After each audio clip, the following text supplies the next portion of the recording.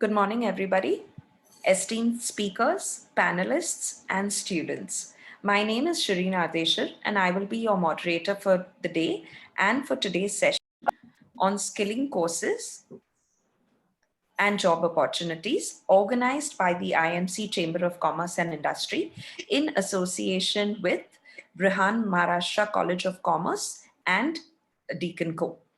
In today's session, we will be discussing what students and early professionals can do to adapt to the changing workplace and the expected industry requirements from candidates for the jobs. I would like to call on Mr. Juzar Khorakiwala, President of the IMC Chamber of Commerce, to welcome everybody. Mr. Khorakiwala holds a bachelor's degree in pharmacy and an MBA from the Asian Institute of Management, Manila, Philippines. He has also attended several management programs, including IMT, Wharton, and Harvard University. Mr. Khorakiwala is the recipient of the AAA Award for Management from AIM and the India Small and Medium Entrepreneur of the Year Award in 2014. He has featured in the Economic Times series of emerging small and medium industries in India. Mr. Khorakiwala established Biostat India Limited in 2002 and is the chairman and managing director. Over the last decade, the company has diversified into 8 operating verticals. The company employs over 1,000 people in India and outside of India, with 2 manufacturing facilities in Bhavnagar and Jammu, an R&D center in Aurangabad, and R&D fields in Ahmedabad. So without further ado, I ask Mr. Khorakiwala, the chairman of Akbar Ali's, the president of the Indo-Vietnam Chamber of Commerce, and today the president of IMC Chamber of Commerce, to welcome everybody. Mr. Khorakiwala. Thank you, Arshad. Good morning, everybody. On behalf of the IMC Chamber of Commerce and Industry, I extend a very warm welcome for today's webinar. In the current scenario, especially in the Indian marketplace, the unemployment rate is very high, despite the availability of a good number of opportunities that remain vacant for very long. This mismatch term as a skill gap, where there is a visible gap between the number of vacancies that require new skills and the able candidates to be placed in those positions. This has led to over 60% of Indian graduates lacking employable skills to sustain in the job market. A specialized or diverse skill set is expected out of individuals to be relevant in this rapidly changing digital environment. The advancement of technology and automation has brought us to the brink of an unanticipated catastrophe when it comes to manpower employability. The fast-paced technological progress is giving way to new developments. Skilling has become the most essential ingredient to create the workforce of the future.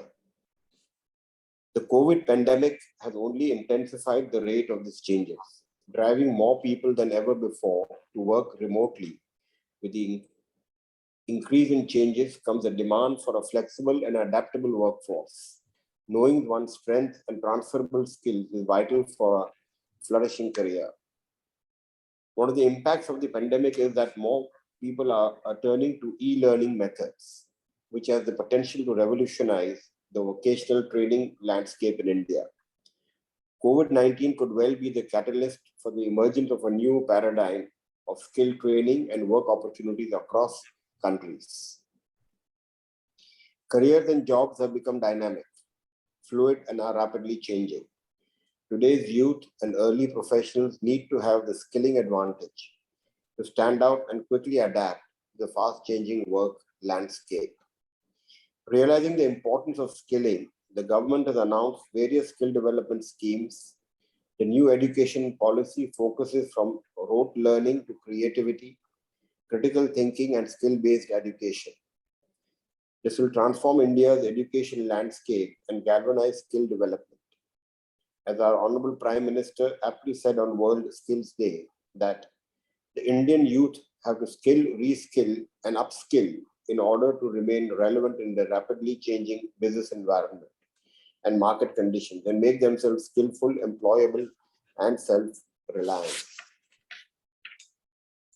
Before I conclude, I would like to brief you a little about IMC.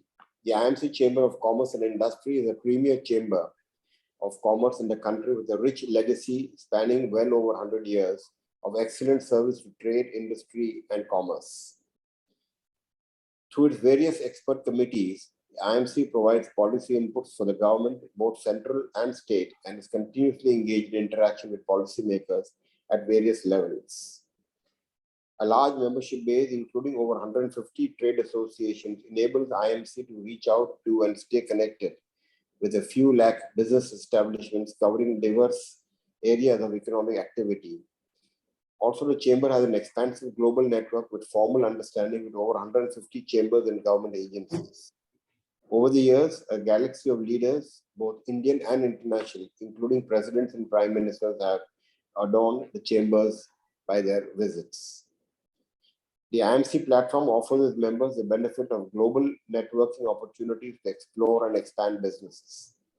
The year-round multifarious activities, including dialogues and discussions with eminent business, political, and societal and government leaders on a wide range of topics, help create an environment for sustainable economic and social development. It is a uniquely enriching in knowledge and sharing and relationship building experience. I would like to thank Dr. Seema Purohit, Principal, Brihan Maharashtra College of Commerce, Pune, for providing this platform. And before I end, I'm reminded of a timely quote by Alvin Toffler. The illiterates of the 21st century will not be those who cannot read and write, but those who cannot learn, unlearn, and relearn. And I believe this is one of the critical factors that will help in making our growing young population more employable. Thank you very much, and good morning again to all of you. Thank you so much for that warm welcome, Mr. Khorakiwala. Our next speaker is a familiar name to most of our audience here, Principal of BMCC, Dr. Seema Purohit.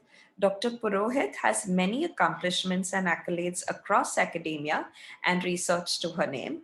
A professor of mathematics, she holds an MSc and a PhD in mathematics from the University of Mumbai, a PGDBA in Information Technology and Financial Management from MIT, and an MBA in Information Technology Management from Jaipur National University. Her areas of expertise include applications in computational mathematics and statistics to other fields, quantitative techniques, decision science, operations research, including optimization techniques, new management and commerce paradigms, and system approach to management, IT and ICT for management education, information technology across customer relationship management, supply chain management, e-learning, and project management. A researcher and a recognized PhD guide, she has guided 29 MPhil students and has, to her credit, more than 60 research papers published in the peer-reviewed and the reputed journals. Dr. Purohit, I now request you to say a few words, please. Yeah, thank you so much, Shirin. That is really a lovely introduction for me. Dear students, I think we have got a great opportunity. When Mr. Khorakiwala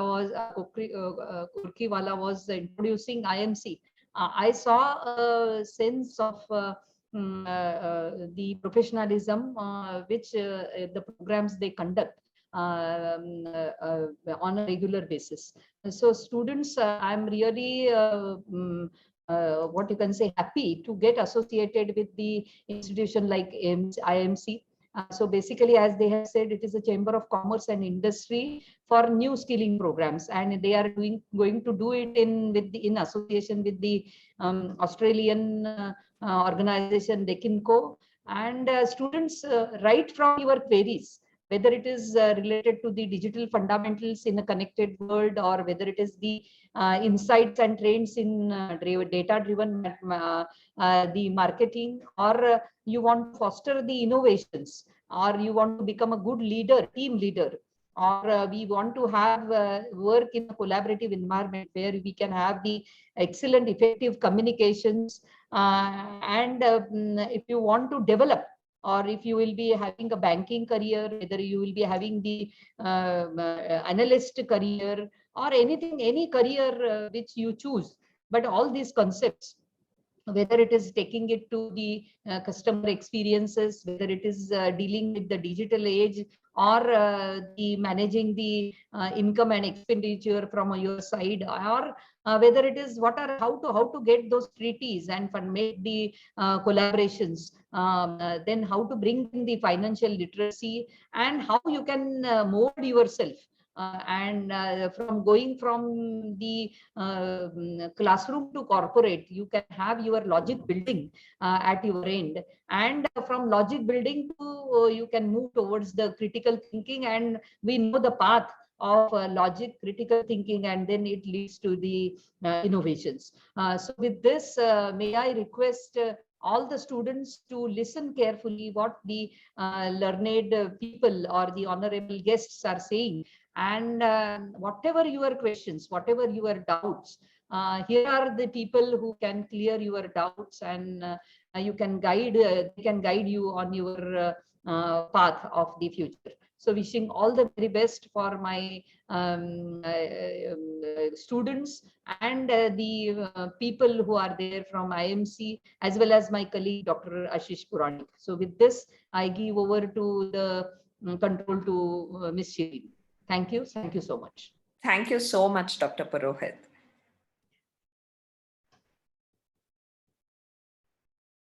I think that was a good, encouraging note for your students.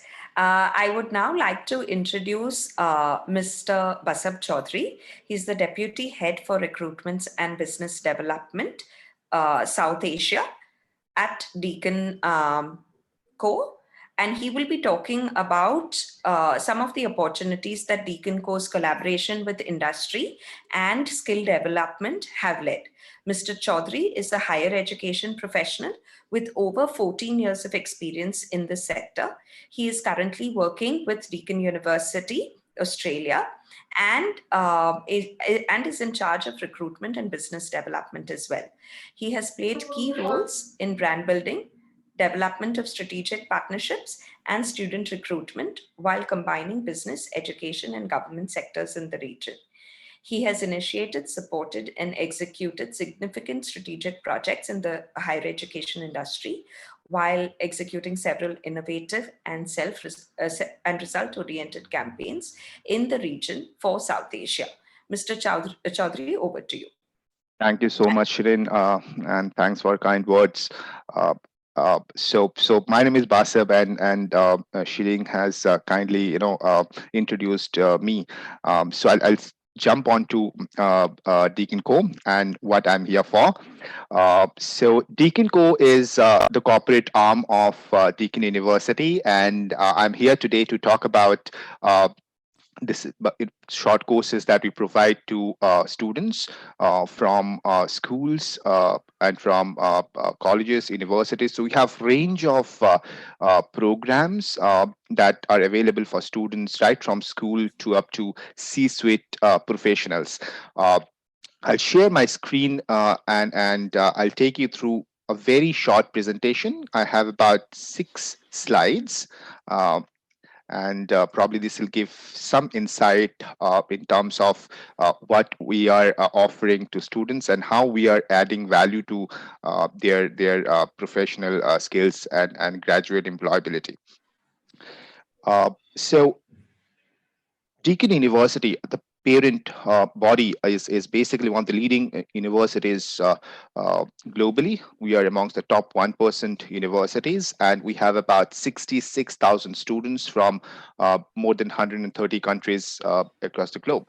Over 10,000 international students are there from 120 countries, but then you have a lot of students who actually do short-term mobility. Instead of studying like for 2-3 years, they probably come for a semester.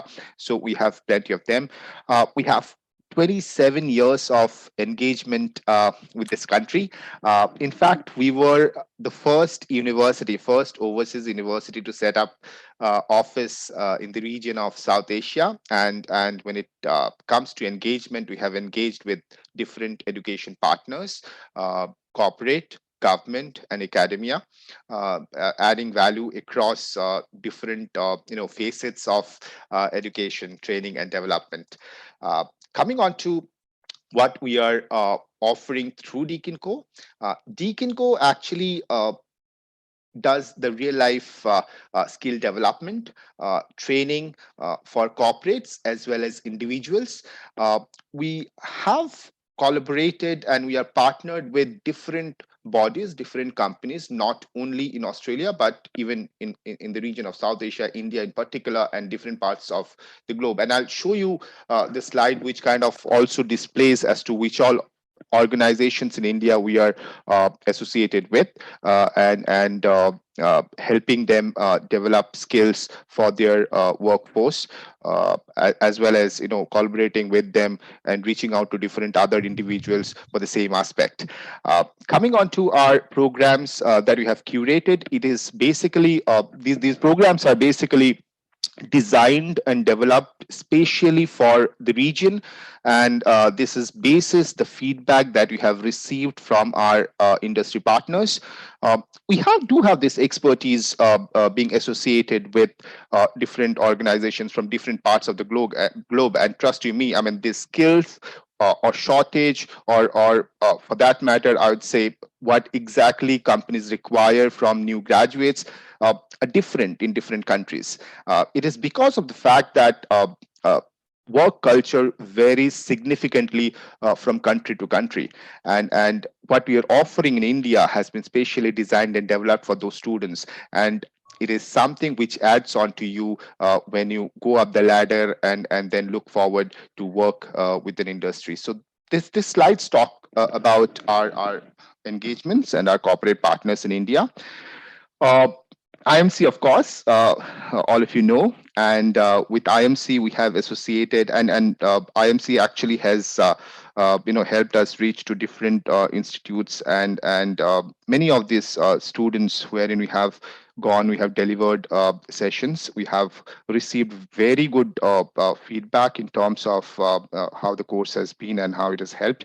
Uh, Besides, we are collaborated with different organizations like NHRD, NASSCOM, Tata, Infosys, National Stock Exchange, and it's just not one particular thematic area that we have kind of uh, used for this association. We are rather providing different sort of expertise to each of these organizations basis their individual requirement, and the way, I mean, it has to be cognate to their area of work, cognate to the industry, and that is how we have designed and developed all these offerings. So I'll quickly come to what is the importance and what is the significance of upskilling in a changed world and workplace. So I call it changed, and a lot of people, I think you have attended different virtual sessions wherein many of the speakers might have told you that times have changed because of COVID. Of course, because of COVID, but it's just not because of COVID. We can't really attribute the change to COVID because digital transformation has started before COVID. So if you look at how things have evolved since 2019, there have been significant change. The way organizations work, the way trade happens, the way businesses happen, the way education is being delivered. And there is a term called automation 4.0 or education 4.0. So there is a immense contribution of artificial intelligence, and more so because of the fact that manual process is gradually coming down, but that does not interpret that you don't really need manual intervention. It's just that you need redefined, restructured manual skills, and that's where organizations like us are actually coming out and reaching out to students and help them identify which particular skill they require, and providing them with those skills. So future is changing, and it's changing very fast. Coming on to why we need to do that, as per the report of UNESCO and OECD, you need to upskill in terms of your life skills, because by 2030, like 5 years or 7 years down the line from now, I think there's some noise. Sorry. Yeah, if you just put yourself on mute, everyone. So yeah, 2 to 3 jobs from 7 to 8 years down the line will be soft skill centric, and technical skills are not something which will actually help you to get a job. So if you're an engineer, you need to have skills like critical thinking, design thinking, innovation in new, in order to cope up and align yourself to the changed world. So it's just not about what you have learned in terms of your degree, your education, but also what you have acquired in terms of life skills. I request again to listeners, if you just put yourself on mute. So coming on to our offerings, we offer courses across innovation, collaboration, data-driven marketing, digital literacy, financial literacy, customer experience, communication, and critical thinking. Like I said, why do you think innovation is required? Business world has become very complex. I mean, and there's constant change, constant evolution in terms of how takers or the final buyers are behaving. And if you don't really innovate how you process, and it is true for every part of the supply chain, wherein you need to constantly change according to changing needs. And when it comes to how it will impact the country. If you look at the global trends, and if you kind of go and probably search automation 4.0 or technology 4.0, you'll probably get an idea as to how things have evolved in over the last 3 years, in fact, and what's going to happen in next 6 or 7 years. So what I mean to say, and the essence of the fact is that your education is definitely the most vital thing.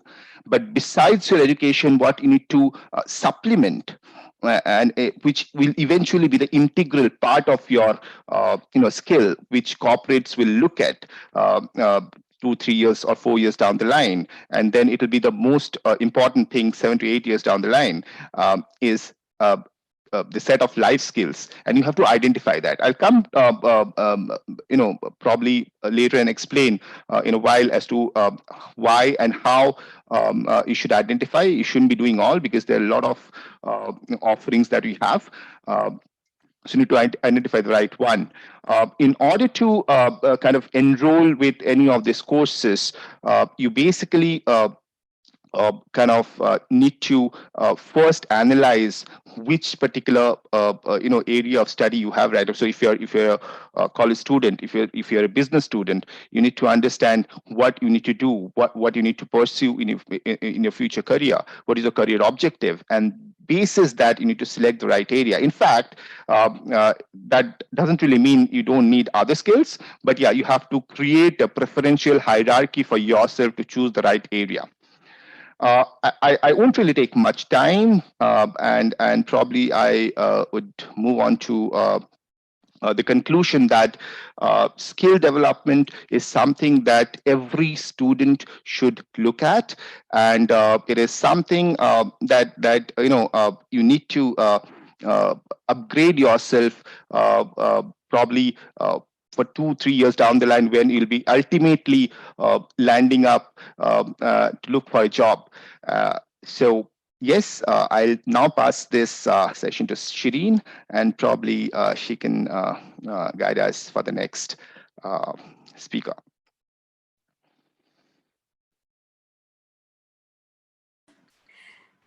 Thank you so much, Mr. Chaudhary. Thanks. So your session has actually led beautifully into our next round, which is a panel discussion. And we would like to now invite two additional speakers to the panel. Mr. Chaudhary, I'm going to request you to stay on the panel as well. And together with our additional speakers, Mr. Ramakrishnan Ramamurthy and Dr. Ashish Puranik, we will have representation from trade, education, and internationalization.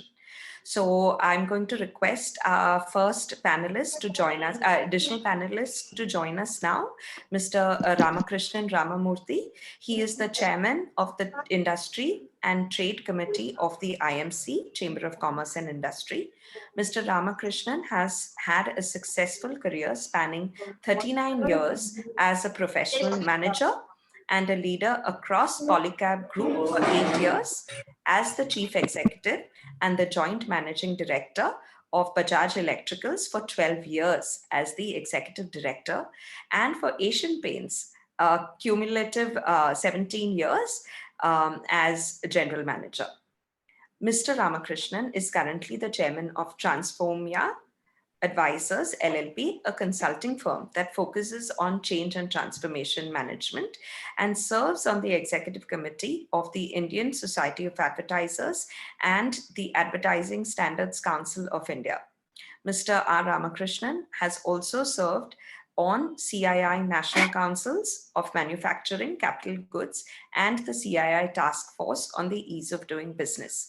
He is a recipient of the Distinguished Alumni Award for XLRI in Jamshedpur in 2019, the recipient of the prestigious Maharashtra Sanam Award in 2021, received from the Governor of Maharashtra for his contribution to philanthropy and corporates.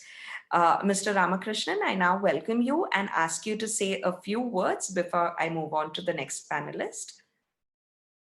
I would like to convey my compliments in terms of the event itself, the association with Deakin, the association with IMC, and I really give kudos to the institution in terms of the level of effort that's being made to transform the lives of the student community. Quite frankly, while education is one important part, what is also very important is the multi-skilling, which is what industry really looks for when it comes to hiring talent.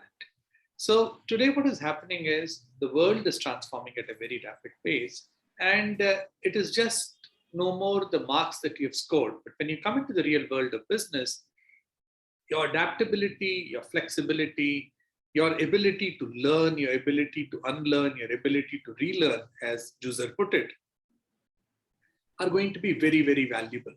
So I'm very glad that you're partnering with a fantastic global institution as also with IMC in terms of adding to the lives of the student community. My warm compliments. Thank you so much.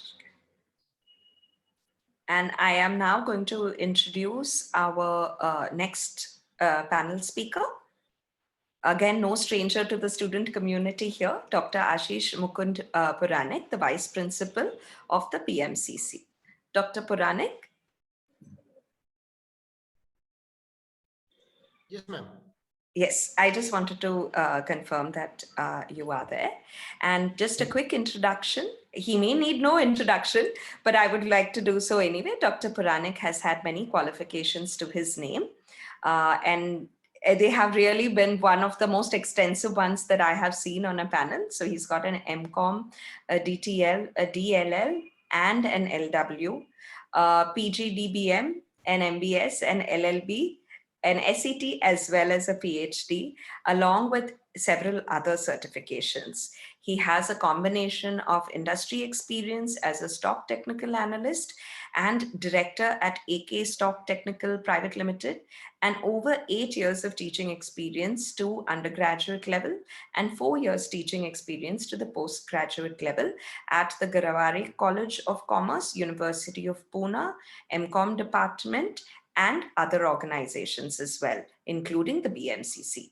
Dr. Puranik's PhD is on agritourism and providing free consultancy to farmers. He has also completed a research project on the Indian epic in management, amongst others. I'm now going to request Mr. Ramakrishnan to address our audience and say a few words. I think you want Dr. Ashish. I do apologize. I do apologize. Thank you so much. I do request Dr. Puranik to say a few words. Okay, thank you. Thank you, ma'am. Can I share my PPT or 1 or 2 slides if you allow? Absolutely. Yes, yes. So if you look at these all other things which yes, this is what the slide which I want to talk about. Basically, this is a very big animal which all of us are aware about. This is called as a dinosaur. If you Google it, it is around 60 million years old species on this earth. But now it is not existing. We cannot see the dinosaurs on the earth anymore. If you look at the other creature of the nation, this is called as a cockroach, in which we are well aware. If you Google it, you will come to know that this is 320 million year old species on the earth, but still surviving. Around 5 times older than dinosaurs, but still it is existing in the industry, on the earth. The basic cause of these two things is just one line word, which Mr. My earlier co-panelist, respected Ramamurthy sir, has already uttered about. That is called as an adaptability. The change is the only permanent thing. And skilling talks about adapting to the upcoming new changes in the market and suits yourself to the upcoming changes. So an important slide is this: there are 2 types of skills which you have to adapt. One is hard skills and second is soft skills. Hard skills are technical skills, like you learn to use the Microsoft Excel, you learn to understand the system, you learn to understand the ERP system, data analytics, the new ways and means of doing marketing of the product, and so on. Soft skills are very important because soft skills you have to inculcate. Hard skills you can earn or you can learn, but soft skills you have to get inculcated. And this is where the skilling matters more. Educational institutes and the consistent attendance to the colleges or such types of program which college arrange will definitely enhance your skilling, and specifically soft skills will be developed by such programs. BMCC has a glorious history of around 78 years, and we have given a great number of industrialists to the industry, to the society at large. We have given great politicians to the society at large. There are many artists which are produced by BMCC, and yes, we keep our culture and tradition also, and we teach all those things to the students also.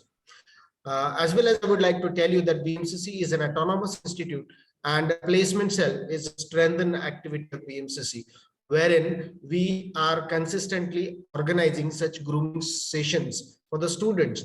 We are very happy and thankful to the IMC to bringing good panelists and such eminent speakers for our students, so that their future will be more better. Thank you. Thanks for the giving me this opportunity to talk about panelist. Thank you so much, Dr. Puranik. Mr. Chakrabarti, would you like to say a few words? I know you've just done your presentation as well, but if there's something that you would like to add to welcome the group of students here, before we move into our question and answers. Mute. Yeah, now I have unmuted myself. So thanks for organizing this. I think it is very important for budding students, graduating students, to understand how things are changing and how they need to evolve and adapt.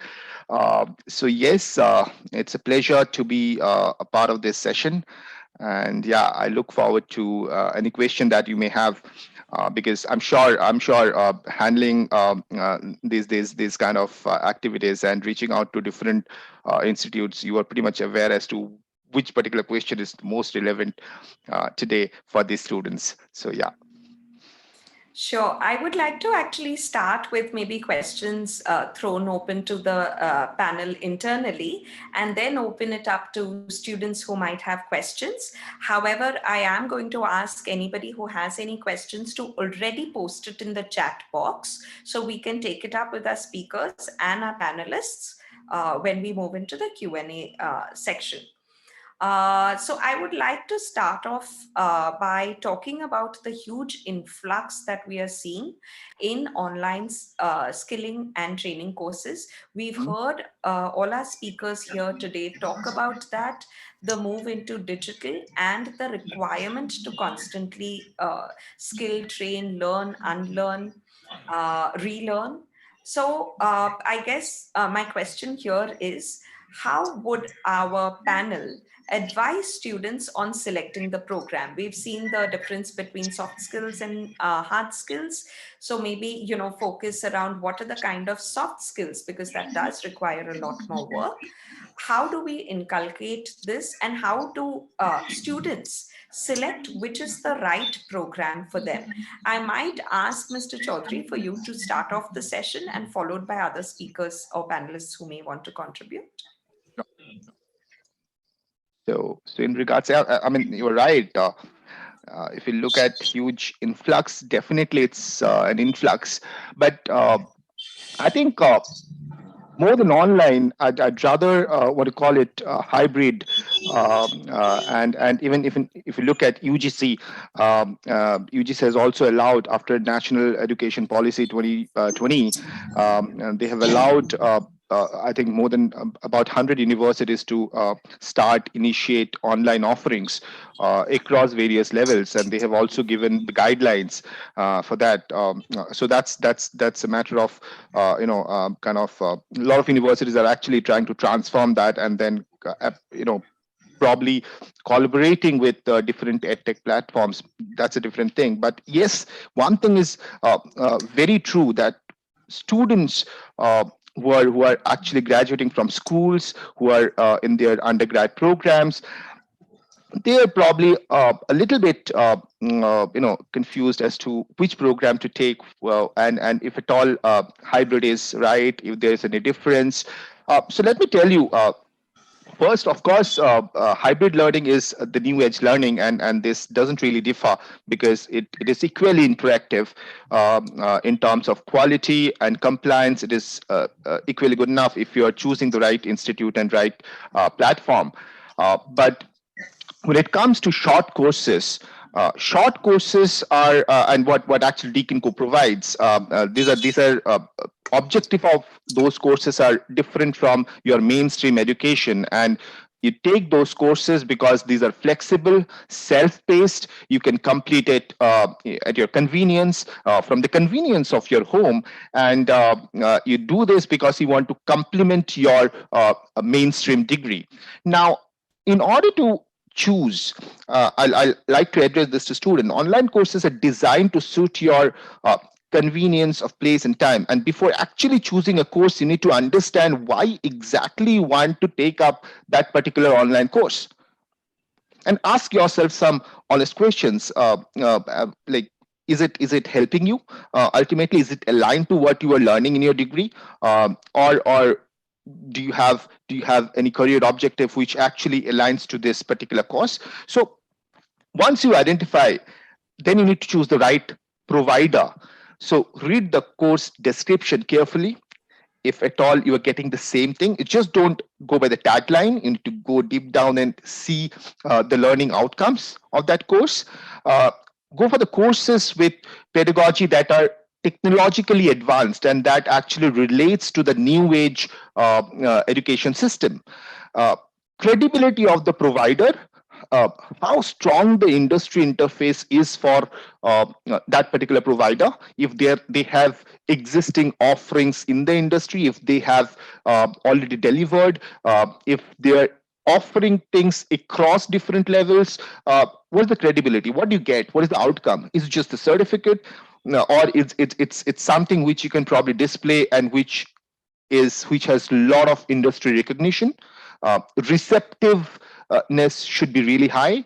So those are the factors that actually you should be considering, and that becomes the most vital, decisive factor for you when you finally zero down to one particular offering. And yeah, of course, check for the suitability of cost, duration, and flexibility of time, because if you don't really look into those aspects, then probably you may have to leave it between, because if you don't really have flexibility of time and everything is synchronous, or it's a blend of synchronous and asynchronous, and you have a pre-scheduled learning thing already going on, it may clash.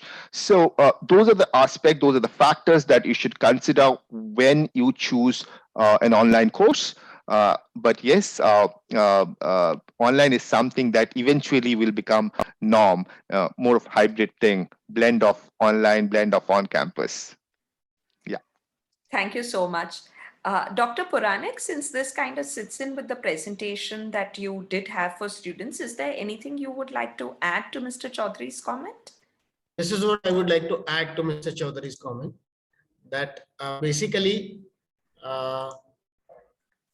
whenever you would like to identify your educational course, first try to know what you have your own personal skills. Like if you are better in communication, like if you are better in mathematical aptitude, like if you're very much fond of economics and statistics together, or when you are very much acquainted with doing innovative things, if you are very much fond of talking with people, understanding them, and to go with that angle. So every single person has own unique skills. So first, undergo your SWOT analysis, which talks about strength, weaknesses, opportunities, and challenges. There is no threat to human being now. So first, conduct your own SWOT analysis. Identify what the skills you hold. Then automatically you will come to know the industry which you can perform better, and then select the appropriate educational course. I will definitely say that the course or the institute which you select actually matters. But what more matters is whether you are happy with what you're doing. If you are unhappy with what you're doing, you cannot perform better. And hence, if your personal skills are not in alignment with the course, educational course which you select, then definitely it is not going to give you the satisfaction. There are many speakers, motivational speakers, who keep on telling it that there are two ways when human being get frustrated. Number one is when you do something which is beyond your capacities, or when you do something which is less than your capacities. So the ultimate goal is to catch up all the career opportunities which are in alignment of your capacities, and hence identify your personal skills accordingly. The proper industry you can choose. So if your mathematical aptitude is not good, you're not acquainted with maths, you don't like maths at all, then don't go with the data analytics, don't go with the statistics, don't go with the Excel type or of accounting type of career. If you're good with communication skills, you can talk with people, you can listen people well, you can communicate with them, you can listen to them, you can talk well, go with the marketing kind of industry where you can do your career better. Selecting educational course becomes a lateral part, but before that, two important steps which people have to undergo. This is what I want to say when you want to select your proper career path. That's all. Thank you. Thank you so much. I am going to ask Mr. Ramakrishnan to add here from an industry perspective. So would you suggest the gaps that students need to skill themselves in the areas of are based on more of personal requirements, or should it be more aligned with industry requirements, Mr. Ramakrishnan? Before I come to that, I just want to give a couple of comments on your earlier question. Sure. See, one very important perspective that I would like to share is, please don't look at it as if you're running a 100-meter dash. The purpose of skilling is not just to get a job as soon as you pass out. You're actually preparing for a marathon. You're probably about 21, 20 when you're passing out of your undergrad, and there is a 40-year career that's ahead of you. Now, that 40-year career is probably going to be spread into the first 10 years of intense learning, the next 20 years where you learn to lead teams, and the last 10 years where probably you are going to lead institutions, organizations, build institutions and being seen as an expert.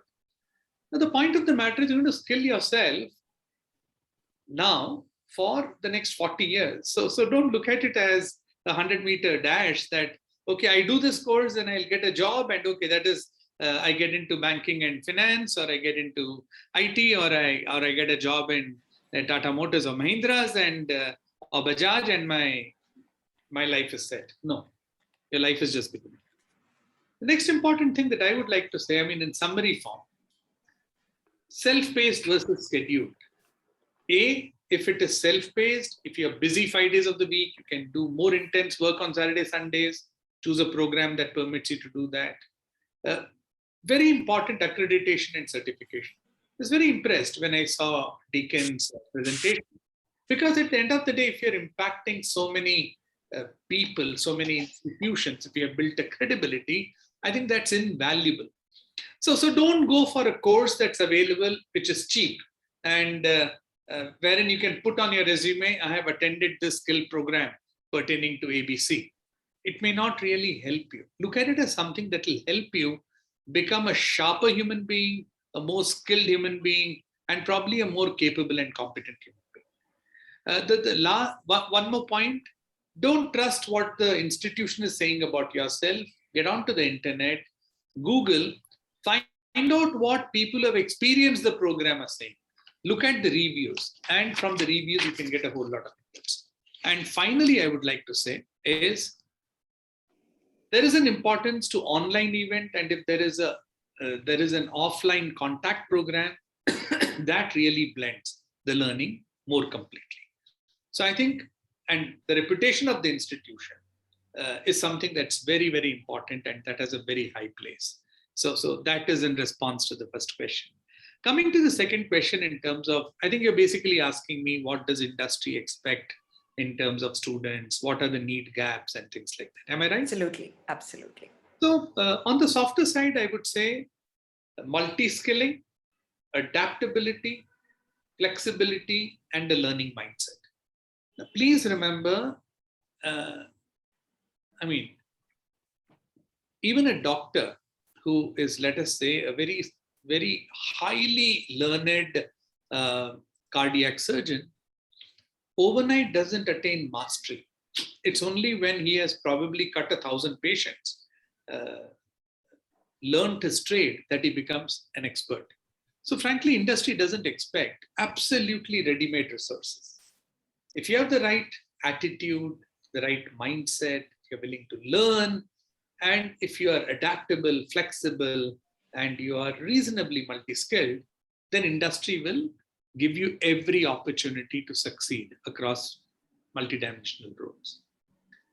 So I would say one very important thing is, which usually cannot be taught, is how good are you with people? What's very important? What keeps a Mukesh Ambani awake? What keeps Chandra of Tata Sons awake? What keeps probably Bill Gates of Microsoft awake, or Satya Nadella? It's people, people, people, people, people. And unfortunately, in our academic system, the importance of people to your success is not emphasized. So the soft skills relating to dealing with people, which is working with people, leading small teams, leading larger teams, managing complexity of interpersonal relationships, is a very important soft skill. I would suggest that people are usually untrained, okay, and they learn after a lot of mistakes.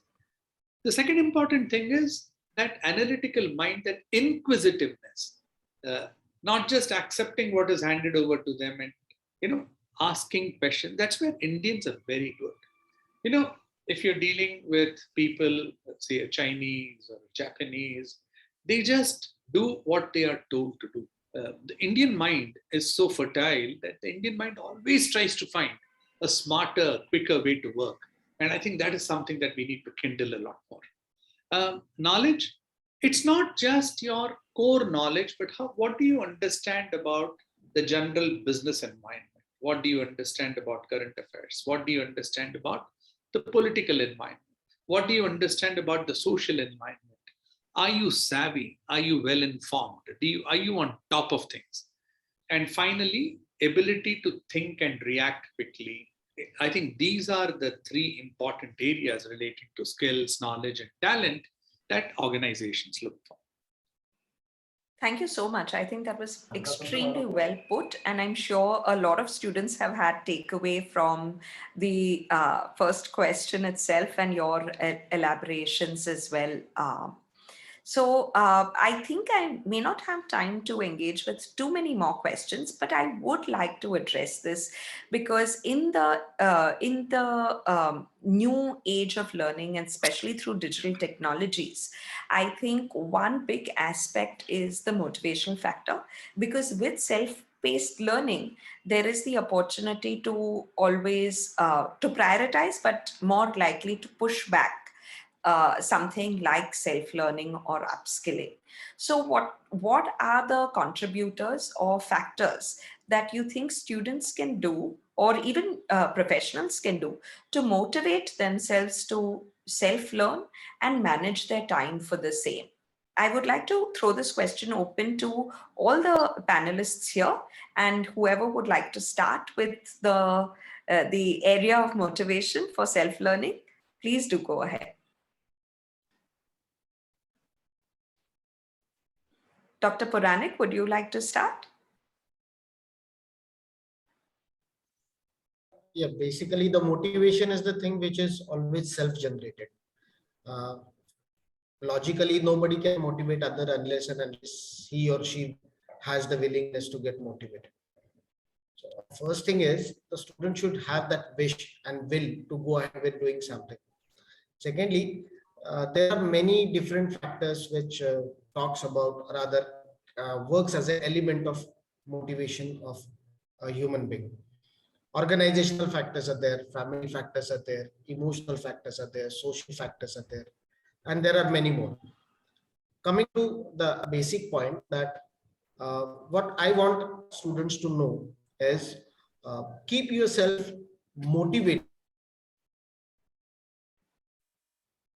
Success, small kinds of achievements and happiness, because happiness does not comes with a big success. It comes with the small moments only.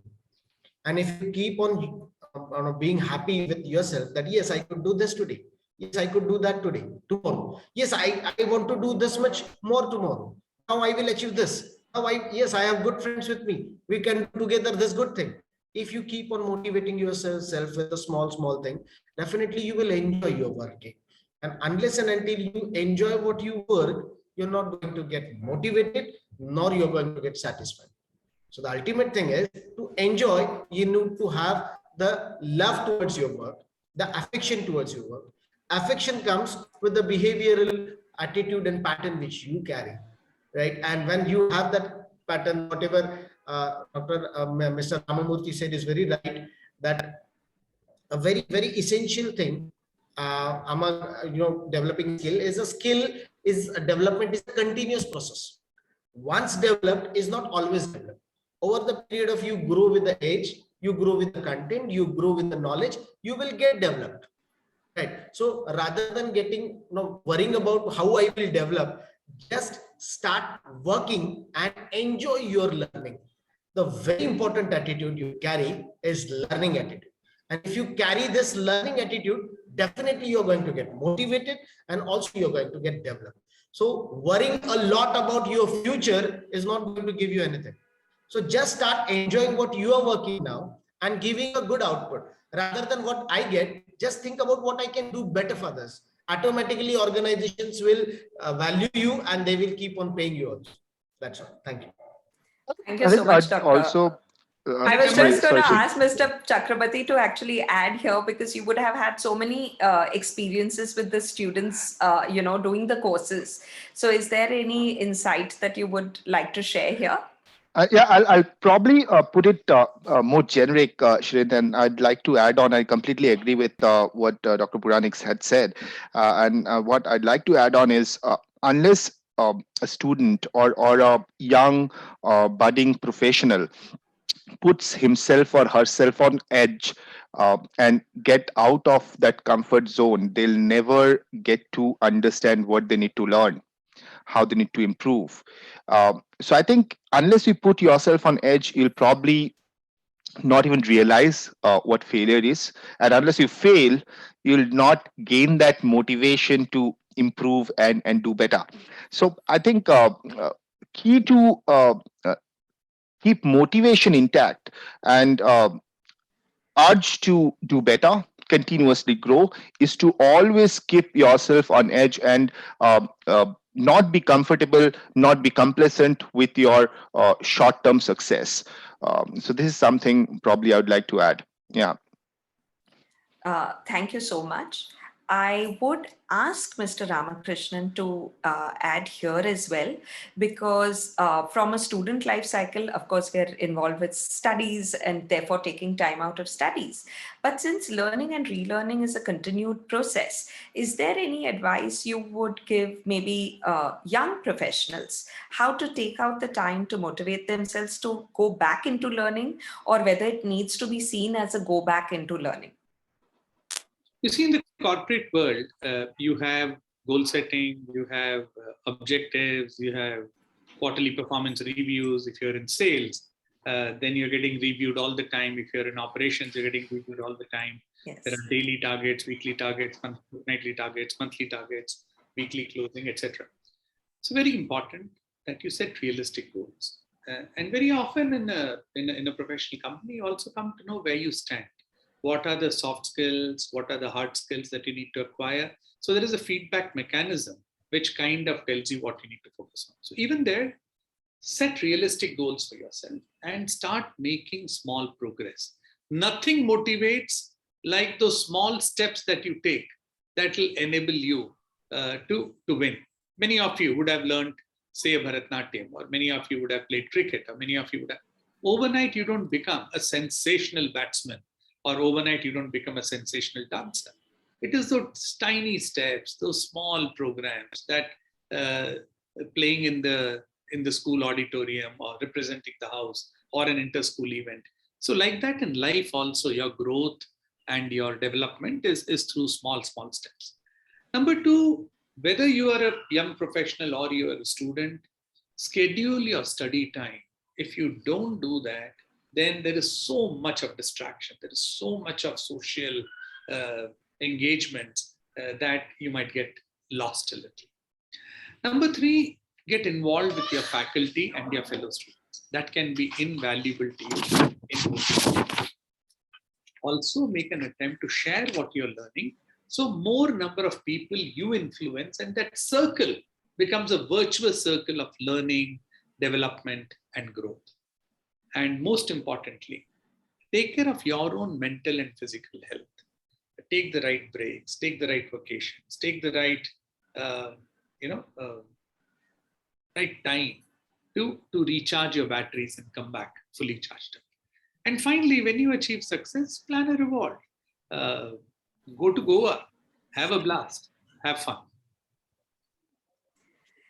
Thank you so much. I think that was a great note on which we can conclude today's session. I'm going to thank everybody for your time today. Thank you to our speakers. Thank you to our panelists. I'm going to request admin to share the contact details. So if any one of you have any questions going ahead, I do know a few questions have come in privately as well. Requesting all participants to mute themselves, please. And I'll leave contact details. So if there are any specific questions that you have, you can get in touch with the IMC team. And if there is, so the phone number is there, the connections are there. So you can feel free to connect with IMC through whatever medium suits you. Of course, you can connect through the college as well. Thank you so much to our panelists. Thank you to our speakers. And thank you to our lovely audience here today. Wish you all the very best and happy holidays in advance. Thank you. Thank you.